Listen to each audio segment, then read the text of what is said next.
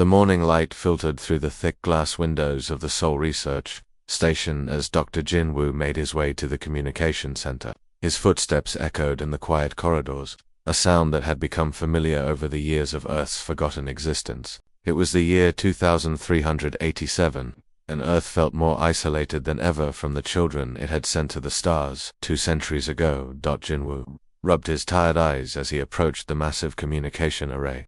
This was his third check of the week, routine that had become both necessary and depressing. The deep space receivers hummed softly, collecting messages from humanity's scattered colonies across the galaxy. Most days, these messages served only to remind Earth's inhabitants how little their former home mattered to the rest of human civilization. "You're here early again," came a gentle voice from behind him. Dr. Hannah Kim entered the room carrying 2 steaming cups of coffee, her dark hair pulled back in a simple ponytail. She had worked alongside Jin Woo for nearly 15 years, watching the same disappointing transmissions day after day. "Couldn't sleep," Jin Woo admitted, accepting the coffee gratefully. "Something feels different today. I can't explain it." Hannah settled into her chair beside the main console, her fingers moving across the holographic interface with practiced ease. The latest transmissions from the Terran Colonial Alliance began to populate the screens around them. She scanned through the messages quickly, her expression growing more frustrated with each passing moment. "Anything worth reading?" Jin Woo asked, though he already knew the answer from her expression. "The same old nonsense," Hannah replied with a bitter laugh. "Kepler Station and New Harmony are arguing about shipping routes again. Some mining consortium is complaining that their ore quotas are too low. And here's the best part. The governor of Centauri Prime gave a speech yesterday where he called Earth a quaint historical curiosity that serves no real purpose in modern human civilization." Jin Woo felt his jaw tighten with anger. 200 years since the Great Exodus, and they still treat us like museum pieces. They think we're primitives playing in the dirt while they build their shining cities among the stars. Hannah said, shaking her head in disgust. "If only they knew what we've really been doing all these years." Through the reinforced windows of the research station, the restored forests of the Korean peninsula stretched endlessly toward the horizon. Where once there had been polluted cities and dead rivers, now ancient trees grew tall and strong, the air was clean, the water pure, and wildlife had returned in numbers not seen for centuries. What the colonies viewed as regression, Earth's 50 million remaining inhabitants understood as true progress. The sound of heavy footsteps in the corridor announced the arrival of Engineer Park Min-ho. He emerged from the lower levels of the station, his hands still stained with oil from the morning's maintenance work. His face was serious as he approached Jin Woo and Hannah. "The geothermal taps are running at full capacity," Min-ho reported, wiping his hands on a cloth. "All primary systems are operating within normal parameters.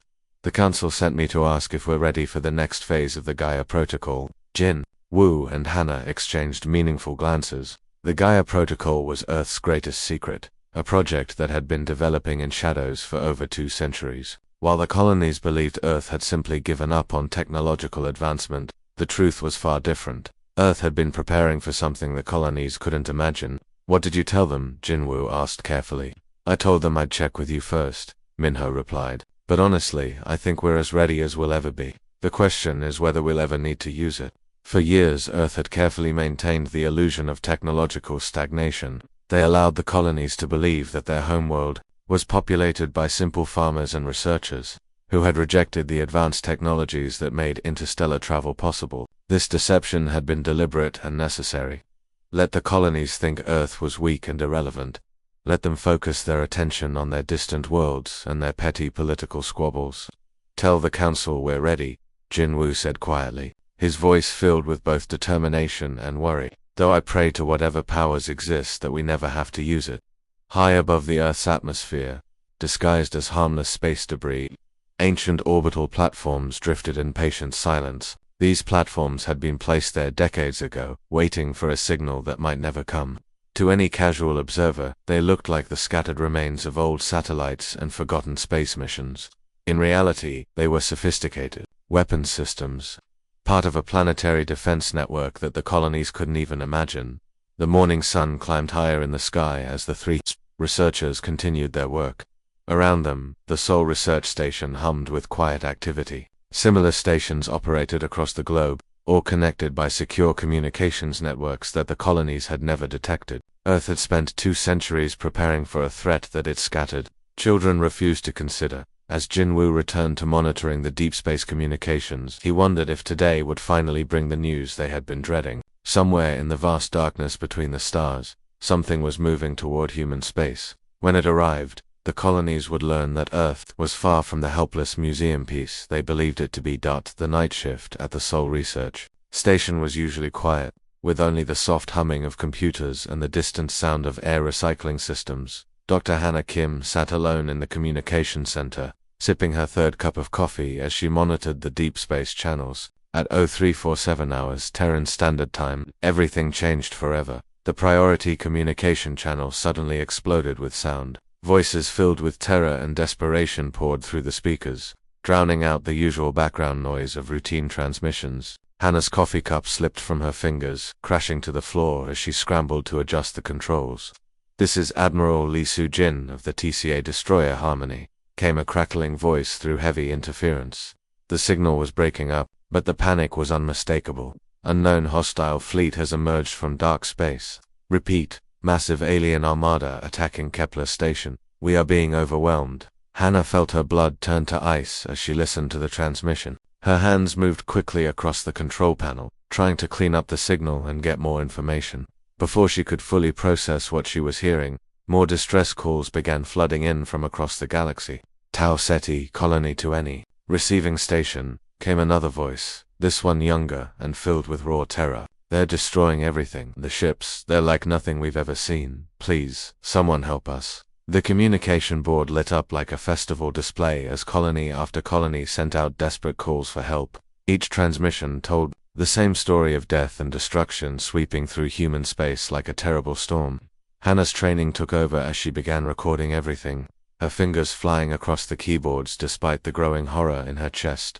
Jinwoo burst through the door within minutes of the first transmission, still pulling on his jacket over his sleep clothes. His hair was messy from sleep, but his eyes were sharp and alert. He had been awakened by the emergency alarm that activated automatically when priority channels received distress signals. "How bad is it?" he asked, moving quickly to stand behind Hannah's chair.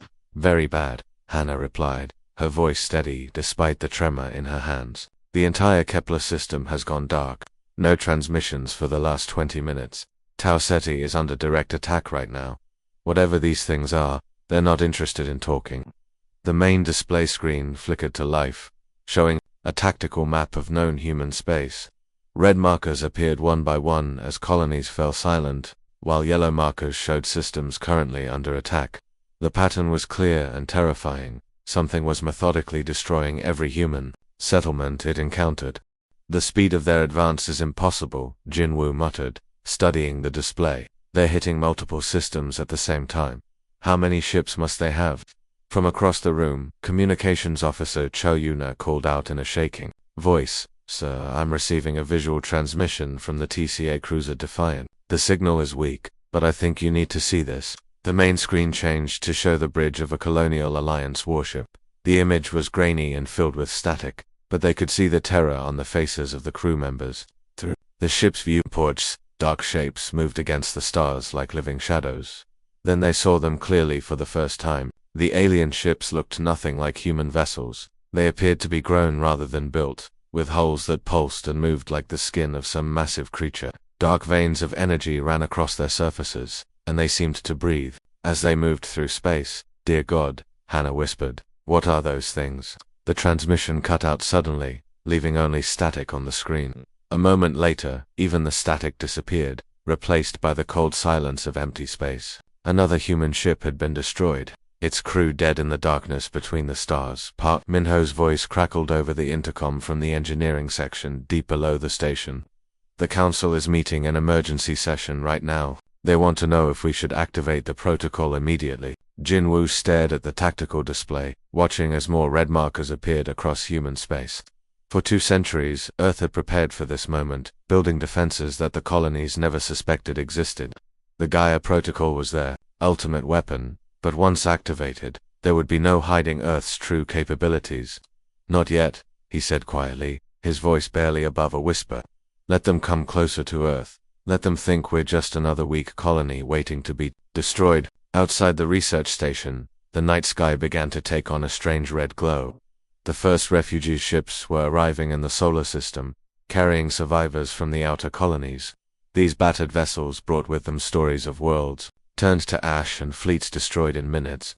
The refugees spoke of an enemy called the Vorthok Dominion, creatures that consumed entire planets for resources. But as dawn approached, more and more ships limped into Earth's solar system. Each one carried the same message. Humanity's greatest enemy had finally found them, and the war for survival was about to begin. Earth, the forgotten world that the colonies had dismissed as unimportant, would soon become humanity's last hope. Jinwoo looked up at the red-tinged sky and knew that everything was about to change forever. The emergency sirens screamed across the Seoul Research Station, their piercing wail echoing through every corridor and room. Dr. Jinwoo stood in the main command center, his face pale but determined as holographic displays flickered to life around him. Representatives from every continent appeared on the screens, their expressions showing the weight of the moment they all faced. The command center had been transformed overnight. What had once been a simple research facility now revealed its true purpose as Earth's primary defense coordination hub. Hidden panels had opened in the walls, revealing advanced computer systems and communication arrays that the colonies had never suspected existed. The Vorthok fleet will reach the inner solar system within 72 hours, reported Defense Coordinator Kim Tae-ho from his position at the Antarctic Command Center. His voice was steady, but Jinwoo could see the tension in his face. Deep space sensors are tracking at least 3,000 ships, and the number keeps growing. Council Chair Park So-young appeared on the largest display, speaking from her secure bunker deep beneath the Pacific Research Platform. The underground facility had been built decades ago, disguised as an oceanographic research station. The Colonial Alliance fleets are scattered and running. Admiral Lee Soo-jin's entire task force was destroyed at Proxima Centauri. We cannot expect any help from the colonies. Jinwoo felt the weight of responsibility settle on his shoulders. For 2 centuries, Earth had prepared for this moment, but now that it had arrived, the reality was almost overwhelming. He activated his personal display, showing the assembled council members the true scope of Earth's hidden defenses for the first time. Then it's time the galaxy learned what Earth really became after they abandoned us, he said, his voice carrying across the communication network to every defense installation on the planet. The transformation began slowly at first, like a sleeping giant stirring to life. Across the planet, hills that had looked natural for generations suddenly split open along hidden seams. Massive railgun installations rose from the earth, their barrels pointing toward the sky. What had appeared to be simple forests and grasslands revealed themselves as carefully constructed camouflage hiding some of the most powerful weapons ever built. In the depths of the Pacific Ocean, fusion reactors that had been dormant for decades rumbled to life. The energy they produced flowed through underground cables to power the planetary defense grid that had taken 2 centuries to construct. Every major city, every research station, every hidden facility was connected to this network, turning the entire planet into a single, unified defense system. Dr. Hannah Kim worked frantically at her station, coordinating the orbital phase of the awakening. The debris field platforms are dropping their disguises, she reported, her fingers flying across the controls. The Gaia satellite network is coming online now. High above Earth's atmosphere, what had appeared to be harmless space junk suddenly came alive. Ancient satellites that had drifted in orbit for decades revealed their true nature as sophisticated. Weapons platforms, solar panels unfolded, weapons systems activated, and communication arrays began transmitting targeting data to the surface installations below. Engineer Park Minho's voice crackled over the communication system from the Seoul Defense Hub. The electromagnetic field generators are online and ready. We can turn Earth's entire magnetosphere into a defensive weapon.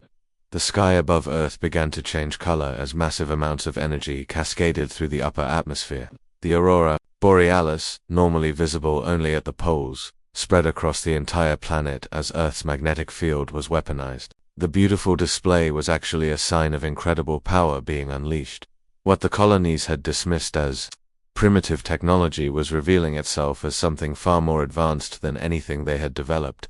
Earth had not stagnated. After the Great Exodus, it had evolved into something new. The planet itself had become a living weapon, designed for one purpose, to defend humanity's birthplace. Communications Officer Cho Yuna looked up from her console, her eyes wide with amazement at what she was witnessing. Sir, we're receiving confused transmissions from the refugee fleets in orbit. They're asking what's happening to Earth. They can't understand what they're seeing. Jinwoo watched the tactical display as hidden fleets emerged from their hiding places throughout the solar system. Ships that had been concealed in asteroid belts for centuries suddenly activated their engines and began moving toward defensive positions. The Kuiper Belt, at the edge of the solar system, lit up with activity as the outer defensive ring came online. "Tell them," Jinwoo said with a grim smile, "that Earth remembers how to fight." The transformation was accelerating now. Mountain ranges that had seemed natural were revealed to be massive underground complexes. Ocean floors opened to release submarines that had been waiting in hidden bases. The moon itself began to change, as installations that had been disguised, as research stations showed their true military purpose. Above them all, the sky burned with increasing intensity as the planet's defenses reached full power. Earth was awakening from its long slumber, and the galaxy was about to learn that humanity's homeworld was far from the defenseless museum piece they had believed it to be. The Vorthok were coming, but Earth would be ready for them. The darkness of space around Earth suddenly filled with horror as the Vorthok fleet emerged from hyperspace. Their ships were unlike anything humans had ever built, looking more like giant sea creatures than spacecraft. The hulls pulsed with dark veins of energy, and the ships seemed to breathe as they moved through the void. Fleet Commander Vash stood on the bridge of the largest bioship, confident that this primitive world would fall just like the 47 others he had already consumed. It would be the last mistake the Vorthok commander would ever make. Dr. Jinwoo stood in the primary command center of the Seoul Research Station, watching the alien fleet approach on the main display. Around him, dozens of technicians worked at their stations, coordinating Earth's response to the invasion. The moment he had dreaded for years had finally arrived, but Earth was ready. "All stations, this is Earth Command," Jinwoo spoke into his headset, his voice carrying to every defense installation on the planet and throughout the solar system. "Execute Gaia Protocol. Show them what we've become." The first wave of Vorthok ships encountered the Kuiper Belt defense ring at the edge of the solar system. What the aliens expected to be empty space, filled with harmless asteroids, suddenly erupted in brilliant flashes of weapons fire. Ancient mining platforms that had been disguised for decades revealed their true nature as heavily armed battle stations. The asteroids themselves opened like flowers, exposing weapon systems that had been waiting in silence for centuries. "Direct hit on the lead bioship," reported Tactical Officer Nam Jun-ho from his position at the Lunar Command Base on Earth's moon. "Their hull is healing itself, but our quantum disruptors are stopping them from adapting completely." The Vorthok had conquered dozens of worlds by using their ability to adapt to any weapon used against them. Their biomechanical ships could change and evolve during battle, making them nearly impossible to defeat. But Earth's weapons were unlike anything they had faced before, designed specifically to counter adaptive technology. Engineer Park Min-ho's voice crackled over the communication system from the Antarctic array. "Planetary magnetic field is at maximum power. The alien ships are having trouble with their navigation systems." Earth's weaponized magnetosphere was disrupting the Vorthok fleet's ability to coordinate their attack. The biological systems they used for navigation had never encountered anything like Earth's modified magnetic field, and many of their ships were flying in confused circles. The battle quickly spread across the entire solar system as Earth's true defenders revealed themselves. Ships that had pretended to be space junk for decades suddenly came alive, their engines igniting and weapons charging. These vessels were crewed by the descendants of humans who had chosen to stay behind when the colonies were established, and they fought with the desperate courage of people defending their only home. Dr. Hannah Kim worked at her station, coordinating the orbital bombardment as Earth's surface installations joined the battle. "The solar array has locked onto 1,200 targets," she reported. "Mass driver weapons are ready to fire from hidden positions across Earth's surface." Massive railguns emerged from camouflaged installations. These weapons could fire projectiles at incredible speeds, turning simple chunks of metal into devastating weapons that could punch through the hulls of the alien bioships. The Vorthok pressed their attack, but their adaptive technology struggled against Earth's unconventional tactics, where the Colonial Alliance had used standardized weapons and predictable strategies. Earth had spent 2 centuries developing unique solutions to problems that hadn't existed yet. Every weapon, every tactic, every defensive system had been designed to be different from what the aliens expected. Communications. Officer Cho Yuna suddenly looked up from her station with excitement. "Sir, I'm receiving messages from the surviving Colonial Alliance fleets. They're gathering behind our defensive line. Admiral Kim Sang-woo of the battleship Indomitable wants permission to work with our forces. Jin-woo nodded grimly. The Colonial Alliance ships that had survived the initial Vorthok attacks were finally seeing what Earth was capable of. Grant his request, he ordered. Tell him to follow our lead and get ready for close combat. These creatures can adapt to energy weapons, but they've never fought a planet that can punch back. The battle intensified as more Vorthok ships pushed toward Earth. The planet's defenses responded with increasing ferocity, turning the space around humanity's homeworld into a deadly maze of weapons, fire, and electromagnetic interference. Hidden fleets emerged from asteroid belts and planetary rings, adding their firepower to Earth's coordinated defense. Above Earth's atmosphere, the sky burned red with the energy of the planetary defense grid. The aurora that had once been confined to the polar regions now covered the entire planet, visible even in daylight. To the refugees watching from orbit, it looked like Earth itself was on fire. The Vorthok had expected to find an easy target, a primitive world populated by humans who had given up on advanced technology. Instead, they found themselves facing the most sophisticated planetary defense system ever created, operated by people who had nowhere to retreat and nothing left to lose. As the battle raged on, it became clear that Earth would not fall. The planet that the colonies had forgotten was proving that it remembered very well how to fight. The moment that changed everything happened at exactly 13:47 hours Solar Standard Time. The massive Vorthok command bioship, confident in its invincibility, made the decision to enter Earth's inner atmosphere for a direct assault on the planet's surface. It was a fatal mistake that would end the alien invasion. As the enormous creature ship descended through Earth's atmosphere, the planet's weaponized magnetosphere activated at full power. The magnetic field that had been modified over centuries of secret preparation tore into the bioship's organic hull like invisible claws. The alien vessel's living tissue began to break apart, unable to adapt quickly enough to the unique electromagnetic attack.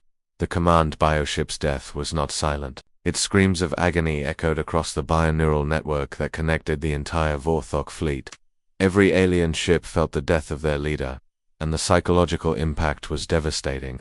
For a species that had conquered worlds for over 1,000 years, the loss of their command vessel was unthinkable. Dr. Jin-woo watched the tactical display from the Seoul Command Center as the alien fleet formation began to collapse. The organized attack that had seemed so terrifying just hours before was now falling apart as individual ships lost coordination and began to panic. All units pressed the attack, Jin-woo ordered, his voice carrying to every Earth defense station. They're losing their ability to work together. Now is our chance. The Vorthok had built their empire on the fear they inspired in other species. They had never faced an enemy that refused to surrender, that fought back with such determination. Earth's defenders were not just fighting with advanced weapons, they were fighting with the desperate courage of people who had nowhere else to go. Engineer Park Min-ho's voice came over the communication system with excitement. The Jupiter mining platforms are reporting complete success. The gravity well generators have trapped the remaining alien fleet elements. The mining platforms around Jupiter had been another of Earth's hidden secrets. What appeared to be simple resource extraction operations were actually sophisticated weapon systems. The gravity well generators could create artificial gravitational fields, trapping enemy ships and preventing them from escaping. Admiral Kim Sang-woo's voice crackled over the communication channel from his position with the reformed Colonial Alliance fleet. Earth Command, this is incredible. Your people are fighting like nothing we've ever seen before. Dr. Hannah Kim smiled as she coordinated the final phase of the battle from her orbital station. It's not just our technology, Admiral, she replied. It's because this is our home. We're fighting for the place where humanity was born, and we're fighting for our children's future. The difference between Earth's defenders and the Colonial Alliance forces was clear. The colonists fought bravely, but they were fighting for distant worlds that they had only known for a few generations. Earth's people were fighting for a world that had been in their families for thousands of years, for forests and oceans and mountains that held the memories of all human history. As the battle continued, the remaining Vorthok ships tried desperately to escape, but Earth's defenders had planned for this possibility. Deep space interceptors that had been hidden in the outer darkness for centuries suddenly emerged, moving to block every possible escape route. These interceptor ships had been waiting in the cold depths of space beyond Pluto, their crews in suspended animation, ready to wake up when needed. Now they formed a wall of steel and determination, ensuring that none of the alien invaders would escape to threaten other worlds. Communications Officer Cho Yuna suddenly looked up from her console, tears streaming down her face. Her voice was filled with emotion as she spoke. "Sir, we're receiving surrender transmissions from the remaining Vorthok forces. They're asking for mercy." Jinwoo stared at the tactical display, hardly believing what he was seeing. The entire solar system was now marked in green, indicating that all alien threats had been neutralized. The sky above Earth, which had burned red with the energy of battle, was slowly returning to its natural blue color. The war was over. Earth had won. 3 days after the battle ended, something unprecedented began to happen. Ships started arriving from across the galaxy, but these were not refugee vessels fleeing from destruction. These were diplomatic ships, carrying representatives from every human colony and many alien species that had heard about Earth's victory. The colonies that had dismissed Earth as a primitive museum piece were now sending their most important leaders to pay their respects. They came not as tourists visiting a historical site, but as supplicants seeking alliance with the world that had saved them all. Standing in the rebuilt observation deck of the Seoul Research Station, Jinwoo watched the endless stream of ships approaching Earth. The space around the planet was busier than it had been in centuries, filled with vessels from hundreds of different worlds. Beside him, Dr. Hannah Kim smiled as she monitored the respectful communications coming from the visiting fleets. The tone of these messages was completely different from the dismissive transmissions they had received before the war. "They'll never forget about Earth again," she said softly. Watching a massive diplomatic ship from the Centauri system request permission to approach, Jinwoo nodded, his eyes fixed on the blue world that had burned red to save the galaxy. "No, they won't. Earth has reminded them all that this is where humanity comes from, and this is where we'll always belong."